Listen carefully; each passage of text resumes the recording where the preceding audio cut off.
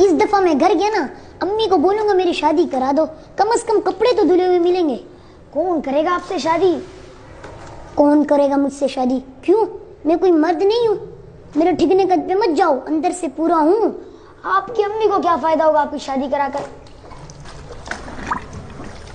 अम्मी को कपड़े धोने पड़ते हैं, बर्तन मांजने पड़ते हैं और घरेलू काम करने पड़ते हैं।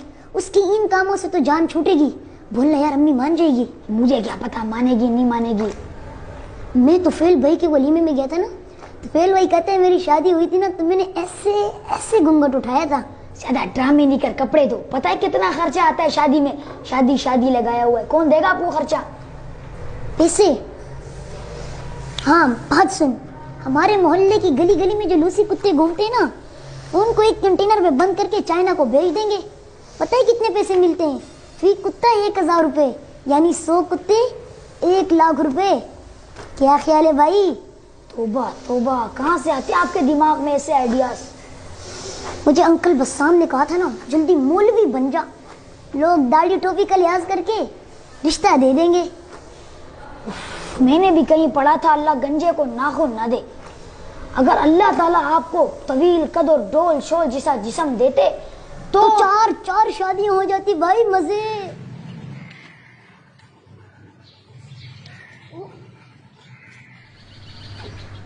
अबे यार आप यहाँ बैठे हो? वैसे भी दूल्हे के कितने मजे होते हैं, नए कपड़े, नए जूती, नई शेरवानी, फिर उसको लोग हार पहनाते हैं, फुल प्रोटोकॉल होता है बाबू। हाँ, और 1 महीने बाद कोई पूछता भी नहीं है। जब खर्चे बढ़ जाते तो पूरा करना मुश्किल हो जाता है। शादी न करना यारो, तुमको बता रहा हूँ, आफत गले लगी है, इसको निभा रहा हूँ। टंग टंग टंग टंग टंग। अबे वो काम अल्लाह ताला का है। जब बच्चे होते हैं तो पेम्पर्स और दूर का इंतजाम अल्लाह कर ही देता है, लेकिन दूल्हे के जो दखरे होते हैं ना, वो देखने लायक होते हैं। यार दिमाग नहीं का, चुप हो जा, अभी जाके मैं तेरी उस्ताद को शिकायत। अबे यार मैं तो मजाक कर रहा था, आप इतनी जल्दी नाराज हो गए, खामखा में मेरी शिकायत लगा दी। वैसे मुझे निकाह वाला खुतबा भी याद है, मैं अपना निकाह खुद पढ़ाऊंगा, मुझे मौलवी की जरूरत नहीं है। लेकिन अपना निकाह खुद कबूल कैसे करवाऊंगा? बताऊं कैसे कबूल होता है? अगर मेरे को यहाँ पे कोई लाठी मिल जाए ना, तो आपके सर में मार के शादी का खन्नास निकाल दूं। तभी तो कहते हैं बच्चों को शादी पर ही लेकर जाना चाहिए। इधर आ, मैं बच्चा नहीं हूँ, सब समझता हूँ। मेरी शादी में लड्डू के डब्बे, छुआरे, जलेबियाँ, कमाल है यार। ऐसा लगता है एक ही दिन में इज्जत, दौलत, शोहरत और जन्नत वाले मजे मिल जाते हैं भाई।